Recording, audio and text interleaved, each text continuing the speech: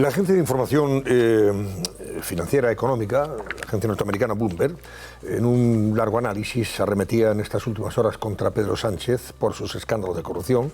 Venía a concluir Bloomberg que Sánchez está contra las cuerdas y despierta dudas sobre cuánto tiempo será capaz de mantenerse en el poder. Vamos a recordar esta noche, Irene Sanz, las causas y cosas que acercan a Sánchez y a su familia desde el punto de vista de los tribunales. Sí, porque hay bastante, Antonio. Decenas de familiares, altos cargos, íntimos asesores, miembros de su gobierno. La verdad es que es un hecho. La corrupción acecha a Sánchez, a Pedro Sánchez. Hay imputados, hay investigados, hay salpicados de una manera o de otra y todos insistimos en el entorno del presidente. Vamos a repasar solo algunos porque si no podríamos tirarnos toda la noche. Primero, David Sánchez, alias David Azagra, el hermano de Sánchez, imputado por presunta malversación, delito continuado contra la hacienda pública y seguridad social, presunto tráfico de influencias y prevaricación por su trabajo en la Diputación de Badajoz. De él pasamos a su cuñada, a la mujer de Sánchez, Begoña Gómez, en el ojo de la justicia por presunto tráfico de influencias y corrupción, por las irregularidades de su máster y las adjudicaciones públicas a Juan Carlos Barrabés. De ahí vamos a la vicepresidenta de Venezuela, mano derecha de Nicolás Maduro, Delcy Rodríguez, y ese viaje a España que ahora hemos sabido que Sánchez conocía 4 días antes a través de Ábalos. En su visita me dio este hombre de aquí, Víctor de Aldama, el empresario, presunto nexo entre varios casos de corrupción, el conseguidor de la trama Koldo, el único que a día de hoy está entre rejas, salpicado también por el caso de hidrocarburos, que por cierto la Fiscalía Anticorrupción se ha posicionado en contra de la querella del PP contra el PSOE por financiación ilegal. Y como decíamos, Aldama nos conecta con los siguientes personajes, esa trama Ábalos / trama Koldo. Primero, Ábalos, ministro, secretario de organización del PSOE, máximo confidente de Sánchez, pero ahora ya no ahora que está salpicado como pieza clave de este caso de corrupción, papel principal, no lo decimos nosotros, lo dice la Fiscalía Anticorrupción. Y a su lado tenemos aquí a su fiel escudero, a Koldo García, asesor / chofer / recadero y presunto encargado de todos los tejemanejes de la trama. Todo se lo consultaba a Ábalos, insistimos, el antaño íntimo de Pedro Sánchez. Ojo, aquí se investigan 6 delitos, entre ellos organización criminal, cohecho, tráfico de influencias, malversación de fondos públicos contra la hacienda pública y blanqueo de capitales. De ahí vamos a Francine Armengol, actual presidenta del Congreso. En su época al frente de Baleares, su gobierno compró mascarillas y PCR a través de la trama Koldo. Son solo algunos ejemplos de esa corrupción que, como decimos, acecha a Pedro Sánchez, con ese máximo exponente, Antonio, en la figura de Ábalos. Pues esta noche nos acompaña Marta Castro, que es coordinadora nacional jurídica de Vox, que nos va a decir, bueno, las sanciones jurídicas de Vox, porque Vox está presente en muchos de estos casos como acusación. Y quiero que ahora nos relate cuáles son esos casos. Marta, buenas noches. Buenas noches, Antonio, gracias. Y sobre todo, cuál es la situación procesal de todos esos casos. Bueno, pues ahora mismo está muy caliente, es lo que podemos decir, y eso que todavía no ha salido a la luz todo lo que puede salir, porque la sensación que tenemos los que estamos directamente, conocemos directamente, es que no es más que la punta del iceberg. Hay unas líneas de investigación que se deben abrir que son muy numerosas y después de ver la descripción que habéis hecho justo antes de la entrada, creo que se nos va a quedar corto porque los implicados avanzan y no solo serán muchos de los cargos de muchos ministerios en los que ya en el caso Koldo lo vemos, sino que también no solo ya tenemos al número 1 en la línea a analizar, sino que también puede ser otra línea de actuación, no solo en España, sino que puede que salte al Atlántico y tengamos que hacer una investigación en Venezuela y conexiones con otros países, sin olvidar Portugal. Portugal, bueno, incluso República Dominicana, si no me Eso equivoco. es. Pero en fin, vamos por partes, Marta. A propósito del caso PSOE, o caso Koldo, o caso Ábalos, caso número 1 también, está efectivamente. bien. Entonces, en este caso, se dice que solo se ha conocido el 20% de lo que la UCO ha investigado y está investigando. El 20% de lo que este caso está, digamos, deparándonos desde el punto de vista de la información. Quedaría todavía un 80% porque se están sacando datos de los terminales móviles, etcétera, etcétera, de todos los que han sido investigados durante todo este tiempo. ¿Es así o no? Así es, Antonio. La UCO en su propio informe, en el último, porque hay varios, ya va avanzando que ellos han hecho un expurgo, una selección de los más importantes mensajes para poder avanzar en la investigación, porque resultaba ya muy evidente la implicación de algunas personas, motivo por el que el fiscal hoy ya ha pedido la imputación de Ábalos. Pero claro, queda tanta investigación de correos que han intervenido, de terminales de teléfono, que son los que hoy en día van a ofrecer de verdad las pruebas para poder acreditar los delitos, que además son delitos muy difícilmente comprobables, con lo que ya esas pruebas son esenciales,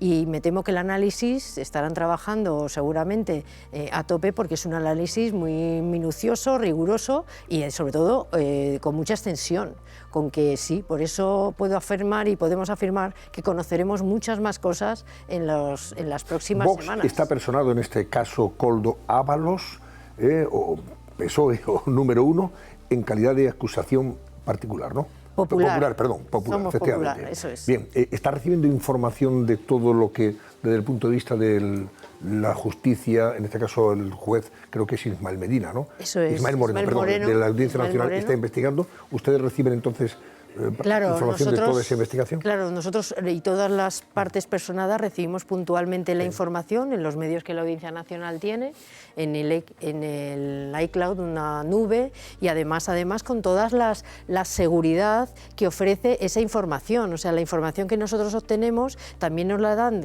con medios seguros, y además todos los profesionales conocedores de cómo tenemos que hacer uso de esa información conforme la situación procesal. En este caso también estamos personados en lo que se llama hidrocarburos. Sí, el caso de hidrocarburos. Sí. Eso es, porque nosotros llamamos caso PSOE al conglomerado de casos que tenemos. Pero claro, dentro de todo eso está efectivamente, está el Delsigate, está el tema de las mascarillas, sí. Todo eso se está investigando, me imagino, eso todo. El tema de las mascarillas, luego está el tema de los hidrocarburos, que conecta con eso. El rescate de Europa, no sé si también está dentro de toda esta historia. Nosotros hemos pedido ahora mismo una pieza separada para analizar los expedientes de la SEPI de Europa y además de Duro Felguera, que también es una conexión que ya han puesto de manifiesto, en el que pues son expedientes que sorprendentemente rápido se aprobaron, y también en el que se ha acreditado la intervención pues del señor Aldama, y a través del ministro Ábalos, y habrá que ver a través también de quién, porque la SEPI actuó tan rápido y favoreciendo a estas empresas en perjuicio de otras que ya también se manifestaron en su momento, que no entendían por qué fueron relevadas de esas ayudas de fondos europeos para la recuperación, que eran tan necesarios en ese momento. Con que ahí tenemos una pieza separada, estamos personados en el caso de Begoña, en el Juzgado de Instrucción 41. Ahora, antes de pasar al de Begoña, el tema de hidrocarburos, me interesa preguntarle, se ha sabido a través de un medio, Diogetit, que una persona ligada a esta trama, un empresario, despechado o lo que fuera, declara a este medio, a nuestra compañera de Diogetit, que llevó una bolsa con 90.000 euros a la sede de Ferraz, de los 600.000 que cobraron por las gestiones que habían hecho para que esa trama consiguiera la licencia para operar con hidrocarburos. ¿Ustedes también han pedido ahí que esto se investigue? Nosotros ahí estamos personados, estamos a la espera de que el juzgado admita nuestra personación, ya para también ejercer la acusación popular. Y que se investigue esto, y que las se bolsas de dinero. Efectivamente, creo que habrá, como no sabemos todavía, no tenemos el conocimiento directo de la causa,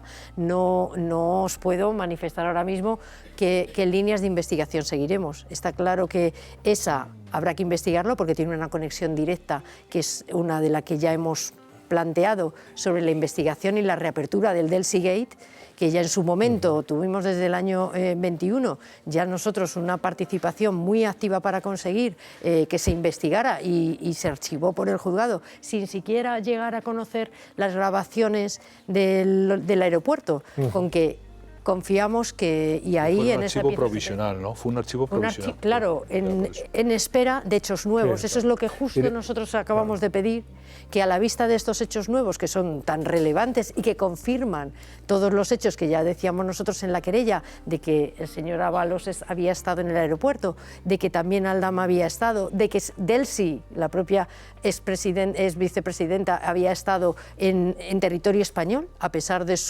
haber tenido de tener una sanción por medida restrictiva vigente de prohibición de pisar territorio español por vulnerar derechos fundamentales en su país. Pues a pesar de eso la dejaron viajar, la dejaron entrar, la dejaron estar en Barajas, y además posiblemente también en algunas reuniones posteriores. Y luego el hecho que me preguntabas antes, y además de Delcy, ¿quién viajaba en ese avión y con qué viajaban en ese avión? ¿Qué material trajeron? Claro. ¿Qué tipo de equipaje? ¿O qué tipo de negocio hicieron? Y Aldama estaba ahí de por medio, que dicen que compró unos lingotes de oro, no sabemos el dinero de quién era, pero en fin, que esa transacción al parecer se produjo y también se está investigando, pero en relación es que todo está ligado y relacionado. Víctor Aldama es el nexo de unión de todos ellos y está presente en esto de los hidrocarburos. De hecho está en la cárcel precisamente por este fraude, ¿no? Pero esta gente de los hidrocarburos es la que le paga una casa a Ábalos en Sotogrande, en la costa gaditana, y también le paga durante meses el alquiler en un piso de lujo a la amante del señor Ábalos o novia del señor Ábalos, que son hasta 90.000 euros, según la OCU, lo que habían pagado. O sea que es que todo está, esta merde está toda conectada. Exactamente, es que hay unos nexos de conexión tan importantes que cuando se ha revelado que ya estos pagos, que ya se está viendo la trazabilidad del dinero, que también hay que ver dónde acaban, en qué sociedades acaban, pues nos podemos encontrar con muchísimo más, porque lo que está claro es que cuando hay tantas líneas de negocio como está viendo Aldama, hay movimientos de dinero para todas aquellas personas que además le están favoreciendo, y eso es lo más importante y lo más revelante y más revelador, y lo que tenemos que investigar para sacarlo a la luz. En este caso, para terminar este asunto, ¿han pedido ustedes más diligencias, más testimonios?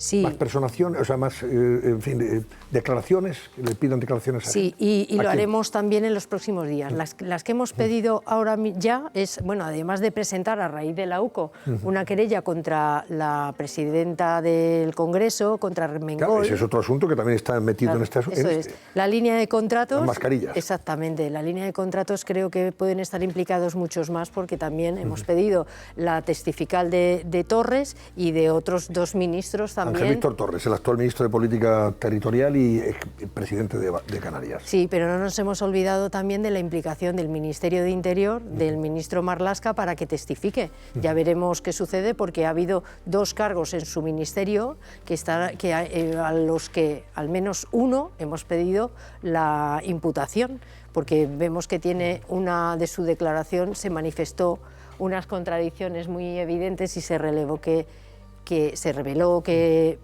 la participación podía haber sido definitoria para que el ministro de Interior pudiese realizar los contratos. Pero sobre todo es que lo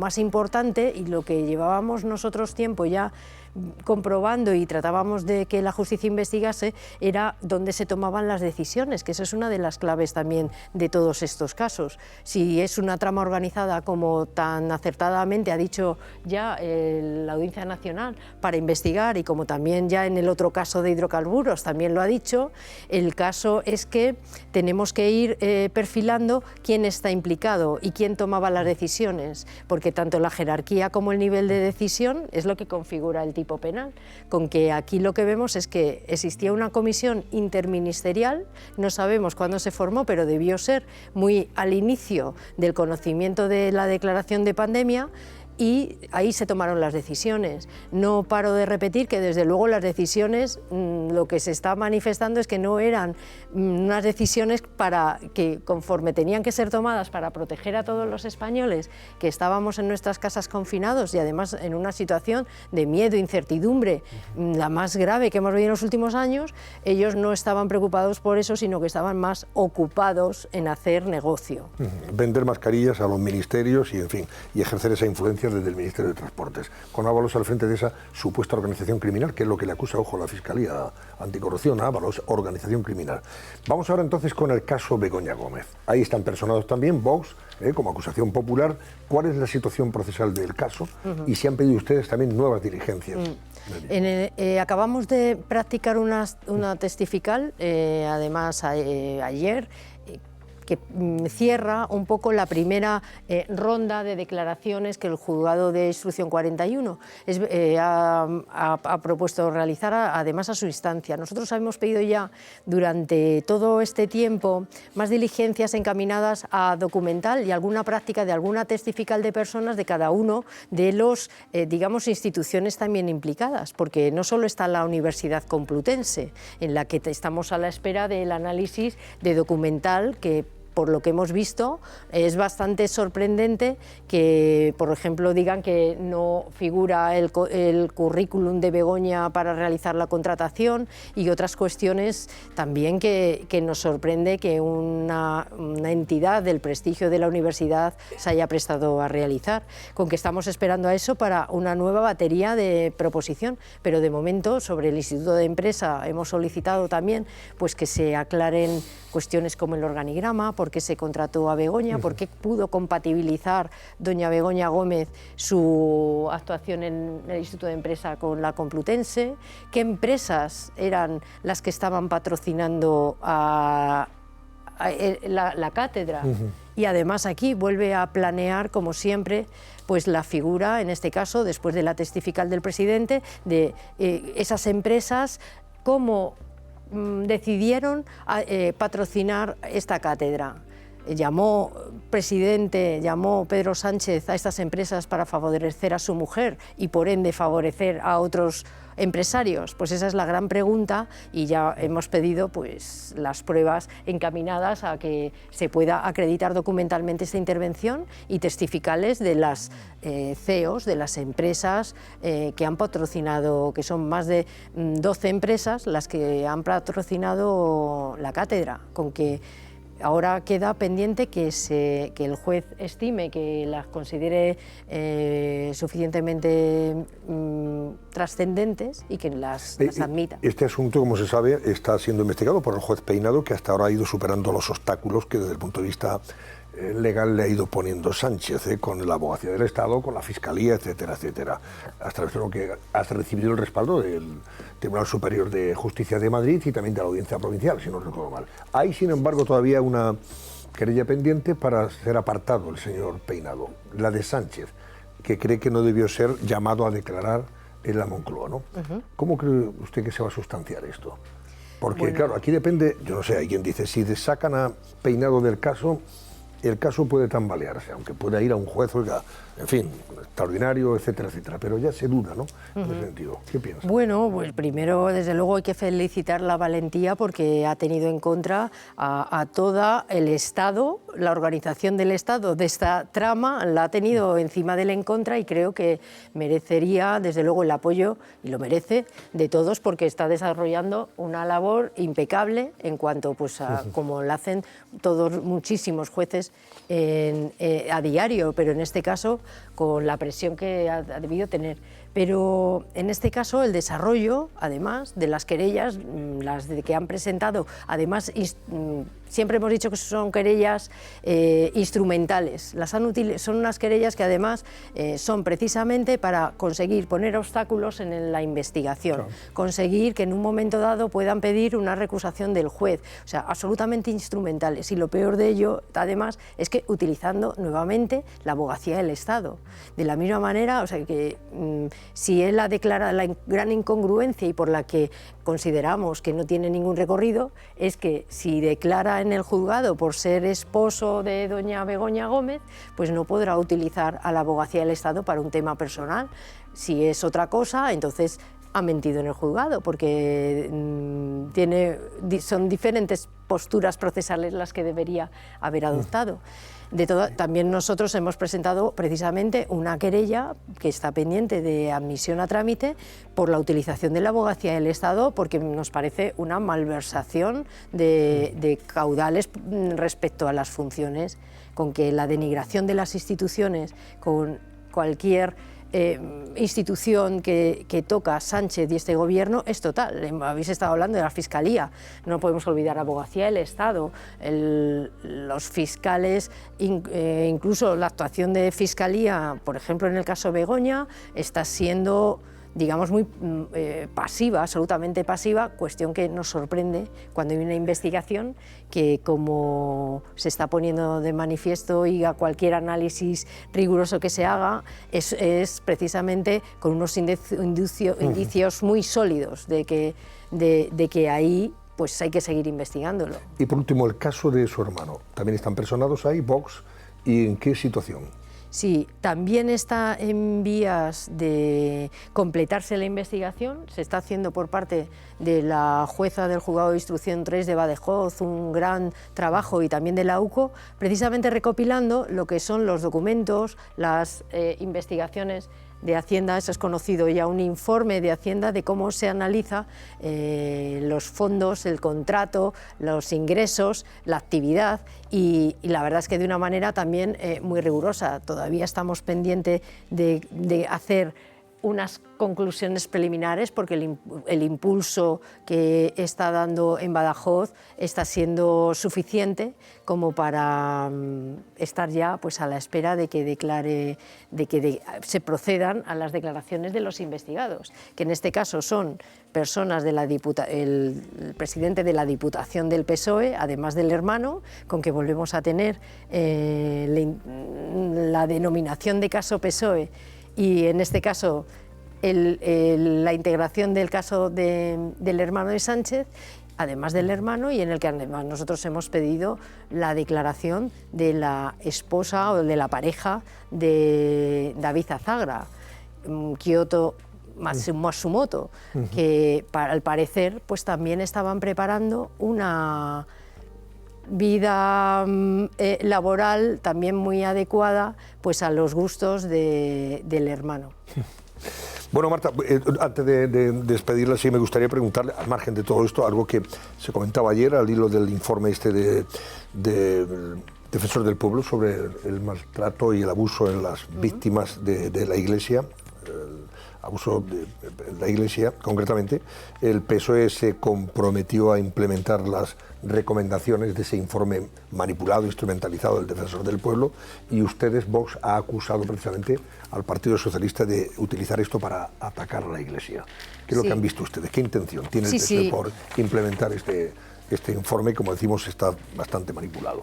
Claro, pues nos parece que de momento, vamos, prima facie hay que decir que desde luego hay que rechazar totalmente, y Vox lo rechaza totalmente, y por eso nuestra postura es clara respecto al rechazo de las agresiones sexuales y además de que quien sea autor de estos hechos totalmente rechazables y reprobables, pues que cumpla con las responsabilidades que se le imponga, con que eso está claro, pero que lo haga con todos, que el PSOE ataque solamente a aquellos según el origen de donde venga, pues nos parece utilizar además a las víctimas de las agresiones de una manera torticera, como normalmente está haciendo el PSOE incluso en otros ámbitos, como es utilizar y denigrar y humillar a las víctimas del terrorismo y a todas las que ha podido utilizar, con que por nuestra parte es manifestar nuestro rotundo rechazo a la agresión y desde luego denunciar